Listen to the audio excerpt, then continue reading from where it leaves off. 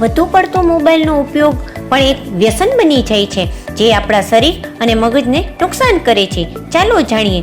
મોબાઈલથી આંખોને નુકસાન થાય છે અને ચશ્માના નંબર નાની ઉંમરે આવી જાય છે, તેમજ માથાનો સતત દુખાવો રહેવા લાગે છે. મોબાઈલના વધુ વપરાશથી ગરદન અને ખભામાં પણ દુખાવો રહેવા લાગે છે. મોબાઈલના વધારે વપરાશને કારણે ઊંઘ ડિસ્ટર્બ થઈ જાય છે, ઓછી ઊંઘ આવવા લાગે છે. તેમજ જો મોબાઈલનો વધારે વપરાશ થાય તો ધ્યાન શક્તિમાં પણ ઘટાડો થાય છે અને ભણવામાં મન નથી લાગતું. તેમજ માનસિક તણાવ અને સતત ચિંતા રહ્યા કરે છે. વધારે મોબાઈલ વાપરીએ તો હાથ અને અંગૂઠામાં પણ દુખાવો રહ્યા કરે છે.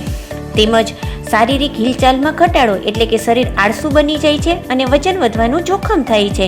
બાળકોના વિકાસ ઉપર અસર થાય છે, યાદશક્તિ નબળી પડે છે અને એકાગ્રતા ઘટે છે.